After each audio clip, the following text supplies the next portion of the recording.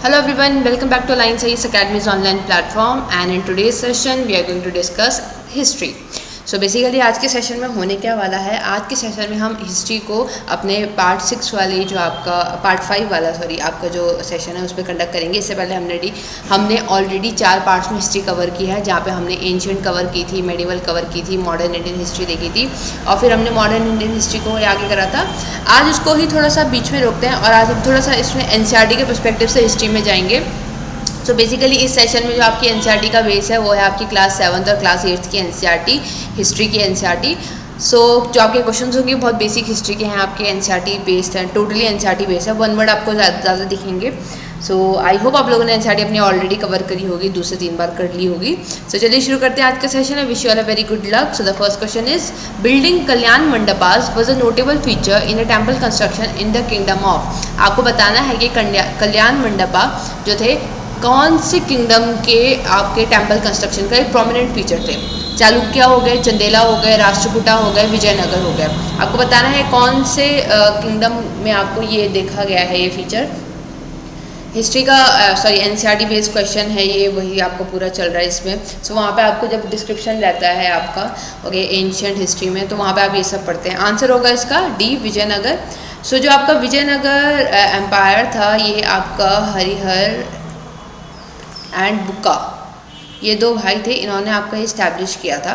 Okay so Vijayanagar. और इनमें आपने एक बहुत ही फेमस राज्य का नाम सुना होगा, कृष्णदेव राय आपने सुने होंगे, तेनालीराम वाले कृष्णदेव राय। सो उन्हीं के ही एम्पायर किंगडम में आपका ये जो था आपका टेम्पल कंस्ट्रक्शन में कल्याण मंडपा बिल्डिंग आपकी फेमस थी। Okay cartographer is a person who makes. आपको बताना है कैटोग्राफर कौन होता है, जो क्या बनाता है, cartoon, caricatures, maps, none of the above. किसे कैटोग्राफर कहते हैं? एंड इसका आंसर होगा आपका सी, मैप। जो आपके मैप बनाते हैं उन्हें कैटोग्राफर कहते हैं। सो जब आप एनसीईआरटी पढ़ते हैं तो वहाँ पे जो बेसिक वर्ड्स होते हैं उनको डिफाइन किया गया है। सो जो मैप ड्रॉ करते हैं, बनाते हैं, उन्हें कैटोग्राफर कहते हैं। थर्ड क्वेश्चन है who had accepted the authority of early Muslim leader. Who had accepted the authority of early Muslim leaders. आपको बताना है कि इसमें से किसने अर्ली मुस्लिम मतलब who accepted the authority of early Muslim leader, मतलब कौन इसमें से मुस्लिम्स का लीडर माना जाता है। खलीफाज, Sunni, Shias, none of the above. आपको बताना है कौन माना जाता है।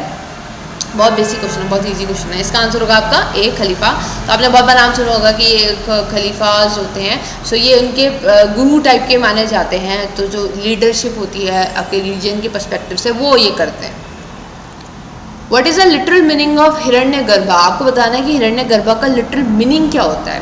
ठीक, इसका पहला है आपका राष्ट्रकूटा, दूसरा है दंती दुर्गा, तीसरा है golden bomb and the last is golden deer. आपको बताना है हिरण्यगर्भा का मतलब होता क्या है। ये आपका एक उसमें देखा जाता है, एक तरीके का रिचुअल है ये, मैं इतना बता दूं बस। ठीक, तो इसका जो आंसर होगा आपका वो होगा सी, गोल्डन बॉम्ब। बेसिकली हिरण्यगर्भा ये रिचुअल होता है और इसमें ये होता है कि आपका जो नॉन क्षत्रिय होते हैं उन्हें क्षत्रिय बनाया जाता है। ओके उन्हें क्षत्रिय में कन्वर्ट किया जाता है इस रिचुअल के थ्रू। और ये जो दंती दुर्गा यहाँ पे ऑप्शन में है, सो इनके पीरियड में भी आपको ये वाला जो रिचुअल है ये देखने को मिलता है। ओके सो गोल्डन वॉर्म होता है हिरण्य गर्भ का मतलब गोल्डन डियर नहीं होता है।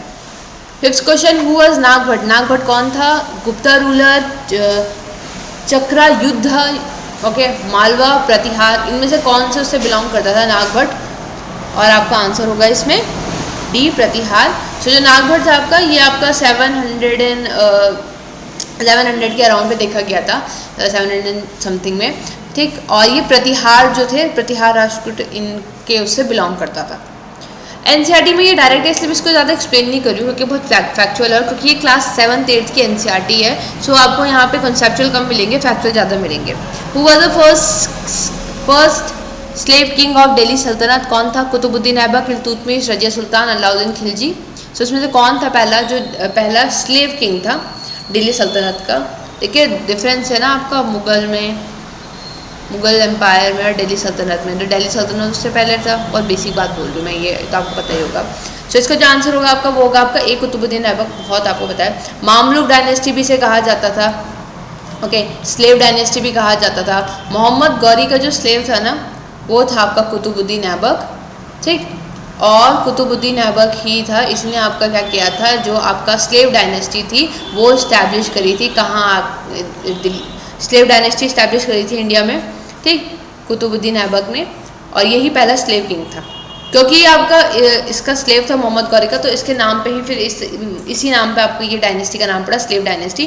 फिर कुतुबुद्दीन ऐबक के बाद आपको इल्तुतमिश देखने को मिलता है, फिर आपको इसी में रजिया सुल्तान देखने को मिलती है। सो ये काफ़ी प्रोमिनेंट लीडर्स होते हैं इसमें। Find the correct option. Mughal empire became stronger in 18th century. English East India company was the only company that traded with India. आपको सही बताना है, 1 only 2 only both 1 and 2 neither 1 nor 2। Again ये बहुत थोड़ा सा लॉजिकल है, लॉजिकल तो खैर कुछ नहीं है, इसमें आपको टाइमलाइन पता होगी तो ईजिली हो जाएगा। आंसर होगा इसका डी, दोनों ही गलत हैं। देखिए मुगल एम्पायर आपका स्ट्रॉन्गर नहीं हुआ था 18th सेंचुरी में। आप जब देखेंगे तो जो 17th सेंचुरी का पीरियड था ना, तब यहाँ पे हाफ ऑफ द इंडिया से ज़्यादा आपने मुगल एम्पायर ने कैप्चर कर लिया था, ठीक। सो आपका मुगल एम्पायर जो स्ट्रॉन्गर हुआ था वो 17th सेंचुरी में हुआ था, ना कि 18th सेंचुरी में बिकेम स्ट्रॉन्गर। तो ये जब जितना एरिया एक्सटेंड होता है ना उसकी बात करी जाती है। फिर आता है English East India company was the only company that traded with India. क्या इंग्लिश ईस्ट इंडिया कंपनी अकेली वो कंपनी थी जिसने ट्रेड किया था इंडिया के साथ? ओके, तो ये गलत है। हमने देखा था कि आपको डच भी देखने को मिलते हैं, आपको फ्रेंच भी देखने को मिलते हैं। ओके, सो इस तरीके से आपके ये सब देखने को मिलते हैं, तो आपका सेकेंड ऑप्शन भी गलत हो जाता है। सो इस हिसाब से आपके दोनों स्टेटमेंट गलत हैं और ये आपका आंसर जो होगा आपका नन होगा। ओके, नेक्स्ट क्वेश्चन है आपका, to which among of the following land revenue system Read and Munro were associated. आपको बताना है कि रीड एंड मुनरो इनमें से कौन से आपके सिस्टम से एसोसिएटेड था। सो इसका आंसर पहला है आपका परमानेंट सेटलमेंट, दूसरा है मालवारी सिस्टम, तीसरा है Ryotwari and the last is Zamindari system. So इसका देखते हैं आंसर क्या होना चाहिए। तो आपको बताना है रीड एंड मुनरो कौन से वाले से एसोसिएटेड था, ठीक है। याद रखिएगा रीड एंड मुनरो की बात कर रहे हैं, और ये नहीं पूछा है कि किसने से फेमस किया था, किसने क्या किया था, किसने इसे एसोसिएट किया था।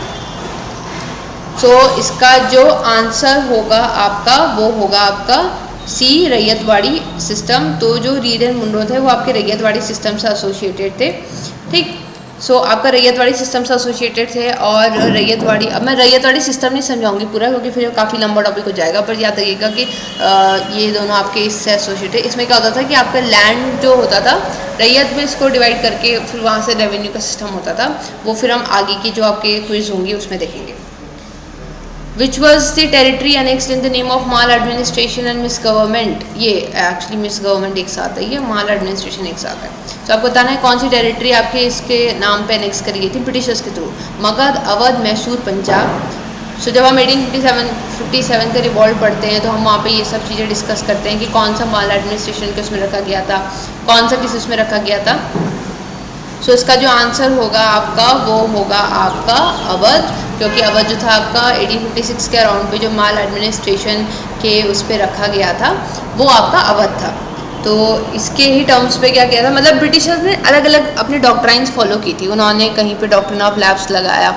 डॉक्ट्रिन ऑफ लैप्स मतलब अगर बायोलॉजिकल सन नहीं है जो आपका रूलिंग किंग है, ठीक है, अगर उसका कोई बायोलॉजिकल सन नहीं है सो वो एम्पायर क्या होगा आपका, वो जो एरिया होगा वो ब्रिटिशर्स के अंडर आ जाएगा, ठीक। सो और दूसरा क्या था कि और इस तरीके से फिर उन्होंने सब्सिडी अलायंस रखा हुआ था, किसी के साथ के लिए सब्सिडी अलायंस रखा हुआ था।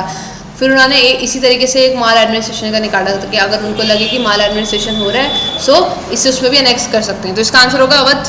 लास्ट क्वेश्चन, निज एंड रैयती इज एसोसिएटेड। आपको बताना है किससे एसोसिएटेड है ये। Land reforms, type of taxes, Indigo cultivation, cotton cultivation.